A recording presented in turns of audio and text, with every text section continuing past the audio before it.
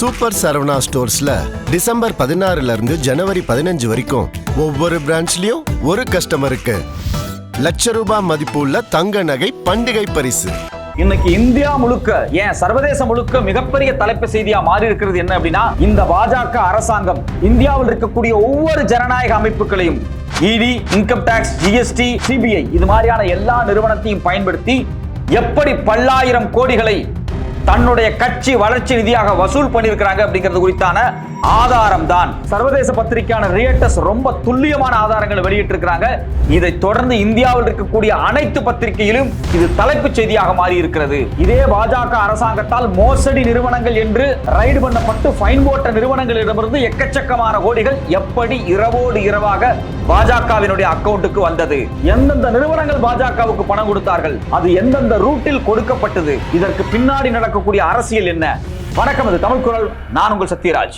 கடந்த 2024-25 இந்த 12 மாசத்துல இந்தியாவில் இருக்கக்கூடிய மிக முக்கியமான கார்ப்பரேட் நிறுவனங்கள் இருந்து இந்த மோடி அரசாங்கம் உண்மையிலேயே மிரட்டி பணம் வாங்கியிருக்கு அப்படிங்கிற பல செய்திகள் வெளிவந்திருக்கு. இது ஏன் மிரட்டி பணம் வாங்கணும் அப்படிங்கிற வார்த்தையை பயன்படுத்த வேண்டிய தேவை இருக்கு அப்படின்னா, எந்தெந்த நிறுவனம் எல்லாம் கடந்த ஆண்டு மோடி அரசாங்கத்துக்கு கிட்டத்தட்ட 3112 கோடியை இலவசமாக தேர்தல் நிதியாக கட்சி நிதியாக கொடுத்திருக்கிறாங்க இல்லையா, இவங்க எல்லா நிறுவனத்தின் மீதும் சிபிஐ ரைடு, என்போர்ஸ்மெண்ட் டைரக்டரேட் சொல்லக்கூடிய அமலாக்கத்துறை ரைடு பண்ணியிருக்கு.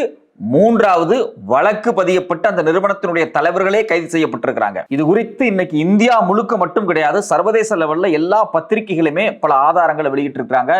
ரியட்டஸ் பத்திரிகை ரொம்ப டீட்டெயிலான ஒரு கட்டுரை வெளியிட்டு இருக்காங்க. எப்படியெல்லாம் பாஜக அரசாங்கம், அதாவது பாஜக அரசாங்கம் சொல்றதை விட பாஜக கட்சி இன்னைக்கு இருக்கக்கூடிய ஆளும் அரசாக இருக்குது இல்லையா, இந்த அரசு அதிகாரத்தை பயன்படுத்தி தன் இருக்கக்கூடிய என்போர்ஸ்மெண்ட் டைரக்டரேட்டை பயன்படுத்தி தன் இருக்கக்கூடிய இன்கம் டாக்ஸ் டிபார்ட்மெண்ட்டை பயன்படுத்தி கஸ்டம்ஸ் டிபார்ட்மெண்ட்டை பயன்படுத்தி சிபிஐயை பயன்படுத்தி எப்படியெல்லாம் வசூல் பண்ணியிருக்காங்க அப்படிங்கிற ஆதாரம் வெளியே வந்திருக்கு.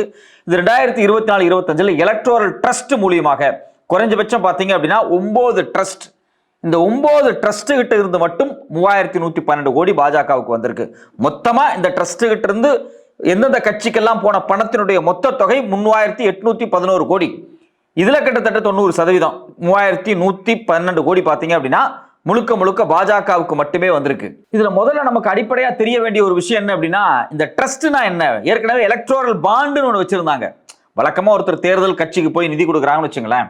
இப்ப நான் ஒரு தேர்தல் கட்சிக்கு நிதி கொடுக்கணும்னு நினைக்கிறேன் அப்படின்னா, நான் ஒரு கோடி ரூபாய் கொடுக்கணும் அப்படின்னா 1 கோடி ரூபாய் கேஷா கொடுக்கலாம்.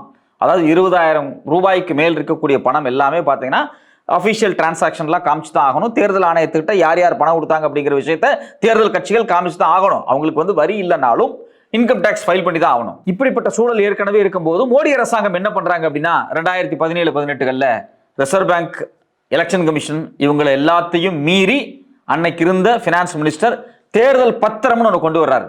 தேர்தல் பத்திரம்னா உங்களுக்கு என்ன தெரிஞ்சிருக்கும்.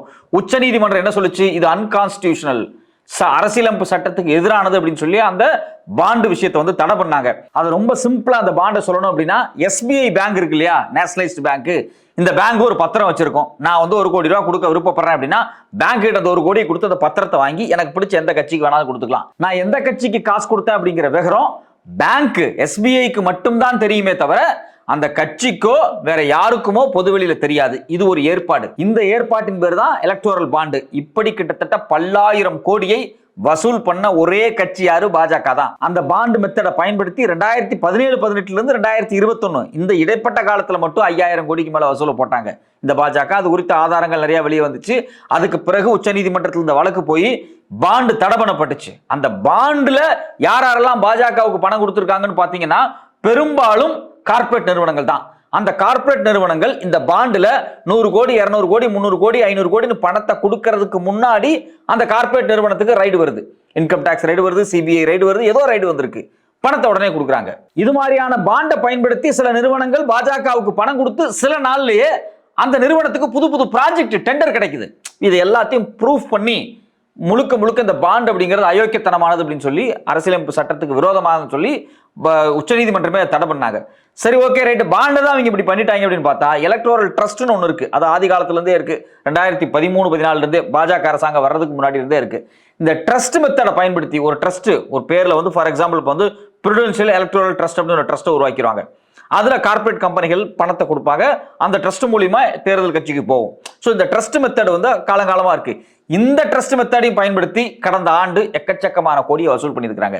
ஏற்கனவே பாண்டை பயன்படுத்தி வசூல் பண்ணது உச்சநீதிமன்றம் காரி துப்பி அதை ஸ்டாப் பண்ணுச்சு. அதுக்கு பிறகு விட்டுருவோமா நாங்க ட்ரஸ்டையும் பயன்படுத்துறோம் அப்படின்னு சொல்லி கடந்த ஆண்டு மட்டும் ட்ரஸ்ட்ல 3000 கோடியை வசூல் பண்ணியிருக்காங்க.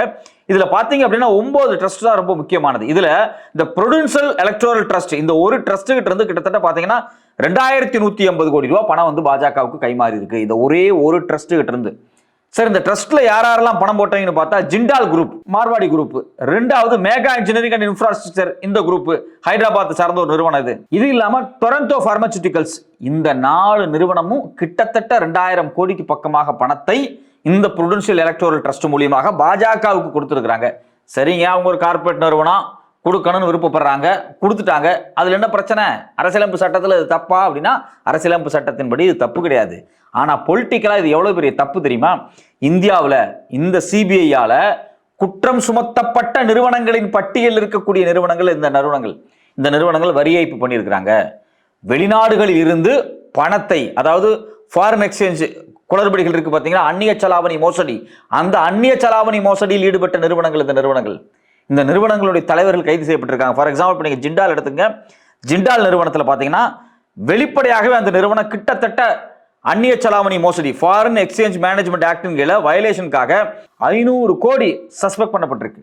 500 கோடி ரூபாயை வெளிநாடுகளிலிருந்து அந்நிய செலாவணியின் மூலமாக, ஏமாற்று வழிகளின் மூலமாக ஜிண்டால் குரூப் வந்து பணத்தை கொண்டு வந்திருக்கிறாங்க. இதை நாம சொல்லலை, ஏதோ நம்ம போற போக்கில் பத்திரிகை செய்தியா சொல்ல.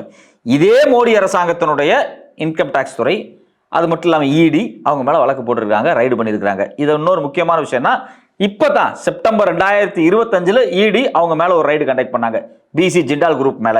இது மட்டும் இல்லாம ஜிண்டால் குரூப் என்ன பண்றாங்க அப்படின்னா 2022லயே பாத்தீங்கன்னா ஒரு ரைடு அவங்க மேல நடக்குது. சோ அப்ப தொடர்ச்சியாக அந்நிய செலாவணி மோசடி ஈடுபட்டிருக்கக்கூடிய ஒரு நிறுவனத்தை ரைடு பண்றது மோடி அரசாங்கமா தான் இருக்கு. அந்த ரைடை காமிச்சு ஒரு பணத்தை கிட்டத்தட்ட ஒரு 2000 கோடிக்கு அந்த ட்ரஸ்ட்டுக்குள்ள இருக்கக்கூடிய பணத்தை ஆட்டையை போடுற வேலையும் அவங்க செஞ்சிருக்காங்க. இங்க பாரு, உன்னை நான் மிரட்டுவேன், மிரட்டுற மாதிரி வந்து விரட்டுவேன், உன்னை வந்து எல்லா டார்ச்சரும் பண்ணுவேன், நீ எனக்கு காசை கொடுக்கணும், கொடுக்கலன்னா நான் பண்ற டார்ச்சரை உண்மையாக்கிடுவேன், உன் மேல அந்நிய செலாவணி வழக்கு இருக்கு ஏற்கனவே, நீ 500 கோடி பணம் தரணும், ஏமாத்தி இருக்கிற, இந்த 500 கோடி ஏமாத்தின விஷயத்த நான் வந்து சொல்லி உன் மேல வழக்கு போட்டு உன்னை முடக்கி இந்த ஜிண்டால் நிறுவனத்தையே இல்லாம பண்ணிடுவேன். அப்ப நீ என்ன பண்ணணும்? 500 கோடி ஏமாத்தி இருக்கிறியா, ஒரு 100 கோடி எனக்கு கொடுத்துரு அப்படின்னு சொல்லி தன்னுடைய தேர்தல் நிதிக்காக, தன்னுடைய கட்சி நிதிக்காக, தன்னுடைய கட்சி வளர்ச்சி நிதிக்காக இந்த மோடி அரசாங்கம் ஜிண்டால் நிறுவனத்திடமிருந்து வாங்கியிருக்கிறார்கள். அதே மாதிரி மேகா இன்ஜினியரிங் அண்ட் இன்ஃப்ராஸ்ட்ரக்சர் நிறுவனம், இந்த நிறுவனத்தின் மேல இன்கம் டாக்ஸ் ரைடு 2019 நடந்திருக்கு. அக்டோபர் 2019 ஹைதராபாத்தில் இருக்கக்கூடிய இந்த நிறுவனத்தினுடைய தலைமையகத்தில் இன்கம் டாக்ஸ் வந்து ரைடு பண்ணி சீஸ் பண்ணி முடிச்சாங்க. அசட்ஸ் எல்லாம் வந்து சீஸ் பண்ணியிருக்காங்க. இது 2019 மட்டும் நடக்கல, 2024 சிபிஐ இந்த நிறுவனம் லஞ்சம் கொடுத்து சில வேலைகளை செய்திருக்கிறார்கள் அப்படின்னு சொல்லி இந்த நிறுவனத்தின் மேல பிரைபரி கேஸ் போட்டிருக்கு. 2024 தான். ஸோ சிபிஐ வழக்கு போட்டிருக்கு, இன்கம் டாக்ஸ் ரைடு 2019 நடந்திருக்கு. இது மட்டும் இல்லாம எலக்டோரல் பாண்டை பயன்படுத்தி பாஜகவுக்கு இவங்க பணம் கொடுத்துருக்காங்க.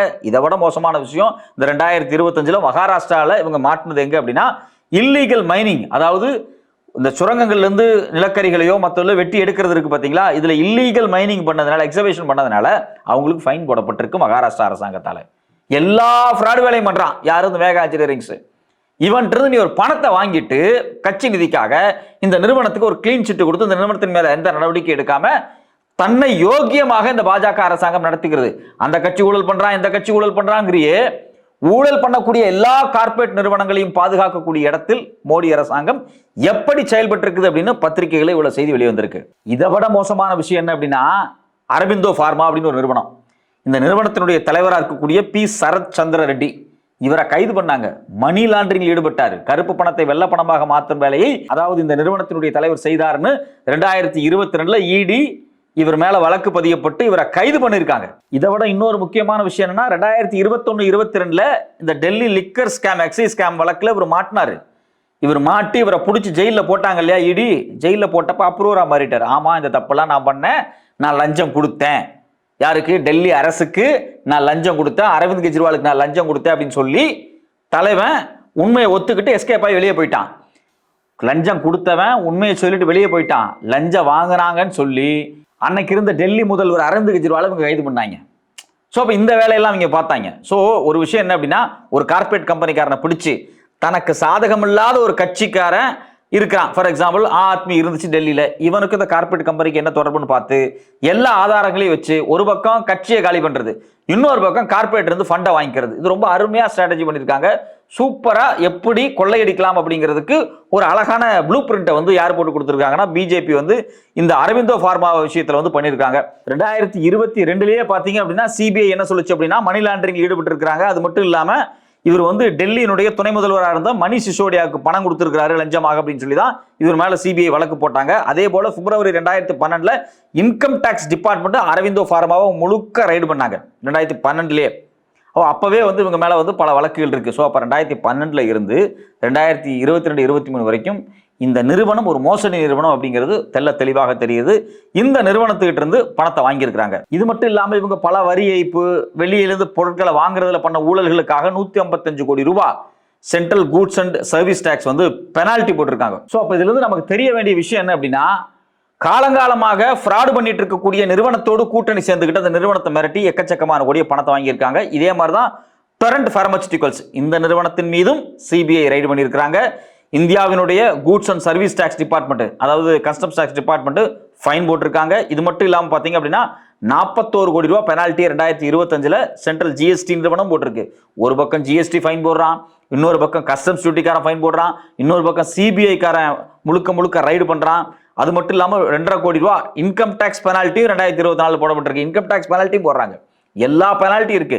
கஸ்டம்ஸ் பெனால்ட்டியிலிருந்து ஜிஎஸ்டி பெனால்ட்டியிலிருந்து இன்கம் டாக்ஸ் பெனால்ட்டியிலிருந்து சிபிஐ வழக்கு வரைக்கும் யார் மேல இருக்கு? டொரண்ட் பார்மசூட்டிகல்ஸ் மேல இருக்கு. இந்த நிறுவனம் பணம் கொடுத்துருக்கான். யாருக்கு? பிஜேபிக்கு. அப்ப பிஜேபி பொறுத்த வரைக்கும் இந்த ஊர்ல எவெல்லாம் ஃப்ராட் பண்றானோ, திருட்டுத்தனம் பண்றானோ, எவன் மேலாம் இருக்கோ எல்லாத்து மேலேயும் வழக்க போட்டு காசை வசூல் பண்ணிட்டு நீ செய்யறது செய்ப்பா அப்படின்னு விட்டுருக்காங்க. ஸோ இப்படி வசூல் பண்ணப்பட்ட பணங்கள் தான் இந்த 9 ட்ரஸ்ட்ல இருந்து வந்த பணங்கள் பாஜகவுக்கு. அது எந்தெந்த ட்ரஸ்ட்னு பாத்தீங்க அப்படின்னா, புருடென்ஷியல் எலக்ட்ரல் ட்ரஸ்ட். இப்ப சொன்ன பாத்தீங்களா 4 நிறுவனம். இந்த நிறுவனம் பிளஸ் இவங்களோட சேர்த்து ஏர்டெல், இவங்க எல்லாம் ஒன்னா சேர்ந்து கிட்டத்தட்ட 2668 கோடி ரூபாய் பணத்தை அரசியல் கட்சி கொடுத்துருக்காங்க. அதுல 2150 கோடி ரூபாய் முழுக்க பாஜக ஒரு கட்சிக்கு போகுது. இதே மாதிரி ப்ரோக்ரசிவ் எலக்டோரல் ட்ரஸ்ட் இந்த நிறுவனம் பாத்தீங்க அப்படின்னா 757 கோடி ரூபாயை பாஜக கொடுத்துருக்காங்க. இதுல பாத்தீங்க இந்த புருடென்ஷியல் எலக்டோரல் ட்ரஸ்ட்ல முழுக்க அதிகமான பணத்தை உள்ள கொண்டு வந்தது யாருன்னு பாத்தீங்க அப்படின்னா இவங்க தான் டாடா குரூப்ஸ்.